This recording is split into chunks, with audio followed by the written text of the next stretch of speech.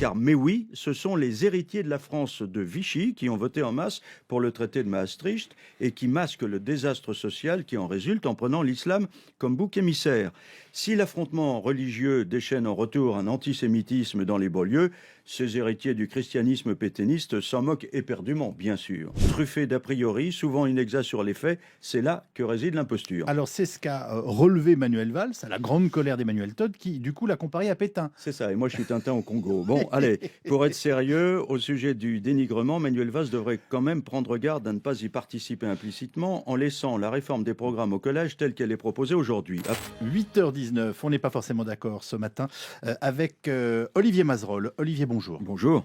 Le déclin de la France est le grand thème du moment. Emmanuel Todd apporte sa pierre à l'édifice avec Qui est Charlie, un livre très controversé. Oui, entrez dans une librairie, regardez les titres. Rien ne peut plus être beau en France. La France foutue, c'est un must littéraire. Il accompagne le sentiment dominant, il fait vendre.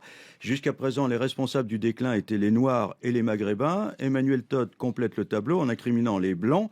Comme ça, il n'y a plus personne pour relever le niveau. Les Blancs, qu'Emmanuel Todd appelle les catholiques zombies, qui ne fréquentent plus l'Église, mais qui restent marqués par leur formation d'origine et dont François Hollande serait l'exemplaire le plus abouti. Alors décidément très polémique, Emmanuel Todd affirme que la mobilisation du 11 janvier a manqué de dignité et qu'elle a été une marche contre l'islam. Ceux qui se sont déplacés, dit-il, l'ont fait sur l'ordre du gouvernement, non pas pour la liberté d'expression, mais pour exiger l'obligation de caricaturer Mahomet.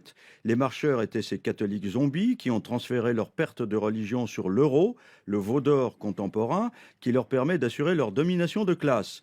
Car, mais oui, ce sont les héritiers de la France de Vichy qui ont voté en masse pour le traité de Maastricht et qui masquent le désastre social qui en résulte en prenant l'islam comme bouc émissaire. Le livre controversé d'Emmanuel Todd, Qui est Charlie, présenté par Olivier Mazerolle, propose une vision très particulière du déclin de la France. Todd y pointe du doigt une perte d'identité religieuse, désignant les catholiques zombies, des Français sécularisés mais héritiers d'une culture chrétienne, comme des acteurs clés de ce processus, allant même jusqu'à qualifier la mobilisation post-Charlie Hebdo comme une marche opportuniste. Mazerolle, lui, critique cette approche qu'il juge biaisée et inexacte, soulignant les a priori de l'auteur. Au-delà des polémiques, cette discussion nous pousse à nous interroger. Cette analyse du déclin est-elle pertinente? Notre histoire est-elle menacée par de nouvelles réformes éducatives?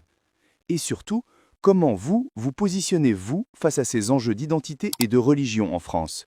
N'oubliez pas de vous abonner et de laisser vos commentaires pour enrichir le débat. Réside l'imposture. Alors c'est ce qu'a relevé Manuel Valls, à la grande colère d'Emmanuel Todd, qui du coup l'a comparé à Pétain. C'est ça, et moi je suis Tintin au Congo. Bon, allez, pour être sérieux, au sujet du dénigrement, Manuel Valls devrait quand même prendre garde à ne pas y participer implicitement en laissant la réforme des programmes au collège telle qu'elle est proposée aujourd'hui. Après Charlie Hebdo, on avait cru comprendre qu'on allait mettre le paquet sur l'enseignement du français et de l'histoire.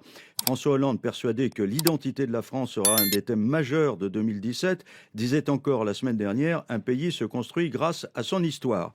Eh bien, que nenni!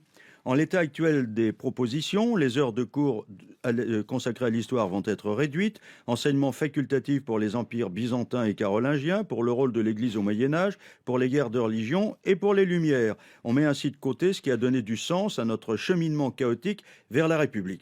La République, justement.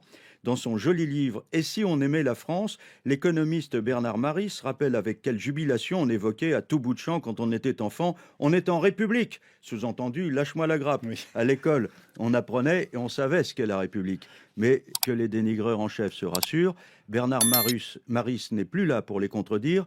Il a été tué avec ses copains de Charlie Hebdo le 7 janvier par les soldats de cet intégrisme islamiste auquel Emmanuel Todd ne consacre que quelques